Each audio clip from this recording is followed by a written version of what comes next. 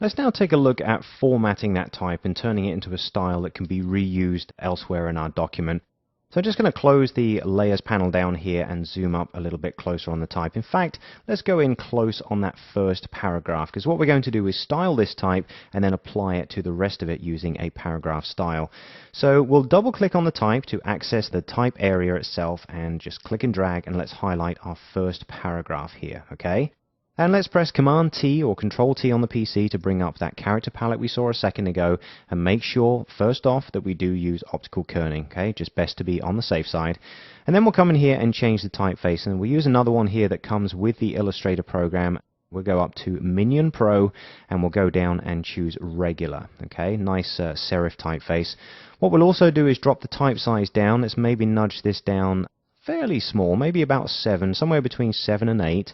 And then we'll also increase the line spacing. Let's push that up to 9. So it's 7 on 9. That's the typographic term. If you hear the term 7 on 9, 7-point type, 9-point leading. So we have our optical kerning here. That looks great.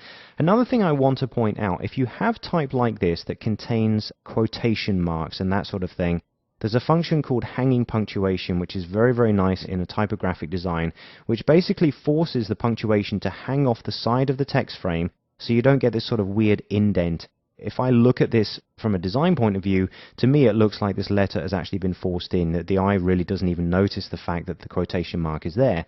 So hanging punctuation will actually force this to go over the side and realign the A over to the left, and it just makes everything look so much more professional and accurate. So again, I'm just going to double click, highlight this paragraph. Over here in the paragraph panel, which is attached to the character one, we can go to the flyout menu on the side and choose Roman hanging punctuation. There's the difference, alright? You see that nudged out on the outside?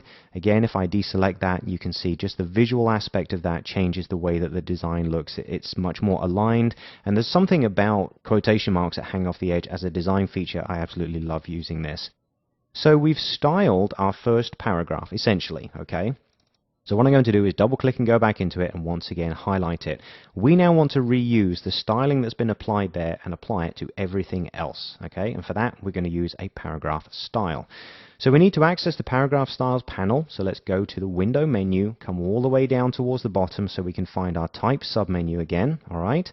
And then a little bit further down underneath paragraph you will see paragraph styles.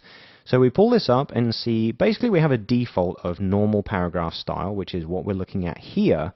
We've now made changes to it to form this style. It hasn't been saved as one yet, but it tells us that it was normal paragraph style, and the small plus here tells us that changes have been made. Alright, so it's a way that you can tell if some type is in a format or not. Well, this isn't. This needs to now be saved as a new style and applied. So we can very easily hold down your Option key or your Alt key, which, as you know from now on, always brings up a dialog box pretty much when you click something such as one of these page icons in a palette. So we'll click on that, which brings up the paragraph style options. And we'll name this type very simply body type. Now under here it does tell us the basic character formats. We've got the font, we've got the size and the leading and optical kerning. Alright, anything else you want to change in here you can, and in future you can come back in here and go into each of these settings and add to the style sheet and have it update automatically. But for now all we're doing is generating our new style. If we go ahead and say OK now, we can still see that this type needs to be applied, or has to have that style applied to it. So let's come down here, hold down our Option key. This is important because we want to strip out any of the custom formatting we've done and make sure only body type is applied. Okay, so it's just that one single Option key. Now to apply it to everything else, as you can probably imagine, Command A or Control A to select all. Let's do the same thing. Just hold down that Option key and click on the name, and you'll see that the formatting has now applied across the entire block of type. In fact, if I just zoom out here and drop down, we can see that looks really very, very nice. Okay, so the type has been formatted. We've got everything the right size and everything else. What we might do just for design's sake is maybe make our first quotation here bold. I mean, it's the opening to the article. So let's go ahead, double click to access it, select it, come up here to the control panel, or as always over here in the character panel, and we can choose regular, drop down, and maybe choose bold. I think that looks pretty good.